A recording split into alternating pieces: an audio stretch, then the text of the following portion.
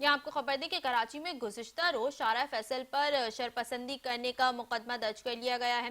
सखन में पसंद की शादी पर एक शख्स को कत्ल कर दिया गया, जबकि गुड्स ट्रांसपोर्ट ने गैर मुअय्यना मुद्दत के लिए मुल्कगीर पहिया जाम हड़ताल का ऐलान कर दिया है। इसी हवाले से मज़ीद तफसीलात जानते हैं शहजाद चौधरी से। जी शहजाद, अपडेट कीजिएगा। हाँ जी, बिल्कुल। देखिए, रात के जो कराची में मुख्तलिफ हादसा तो जो पुलिस की जानिब से कार्रवाइयाँ की गई, इसका मैं आपको बता दूं।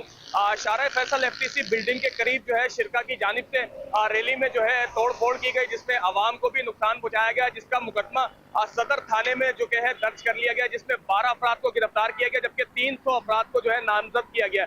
पुलिस हुकूमत की जानिब से दफा 144 नाफिज कर दी गई है। एक जानिब और मैं आपको बताऊं तो गुड्स ट्रांसपोर्ट की जानिब से जो है मुल्क भर में हड़ताल का ऐलान कर दिया गया। इनका कहना यह था कि हमारे ड्राइवर्स को गिरफ्तार किया जा रहा है, जब तक हमारे मुतालबात पूरे ना होंगे हम हड़ताल खत्म नहीं करेंगे। एक जानिब और मैं आपको बताऊं तो लांडी भैंस कॉलोनी के अंदर पसंद की शादी करने वाले शख्स को उसके ही साले ने गोली मार के हलाक कर दिया गया, जबकि पुलिस की जानिब से मुल्जिम की तलाश जारी है। एक जानिब और मैं आपको बताऊं तो अजीज भट्टी थाने के करीब गुटखा मावा बेचने वाला शख्स जिसको गिरफ्तार किया, जिसके पास से भारी मिकदार में गुटखा मावा बरामद करके मुकदमा दर्ज कर लिया है। एक जानिब और मैं आपको बताऊं तो सोराब कोट में लगने वाली आग पर जो है फाइव फाइटर के अमले ने काबू पा लिया गया है, जिसपे फाइव फाइटर की जानिब से बताया गया है कि कोई जानी नुकसान की इतलात नहीं है।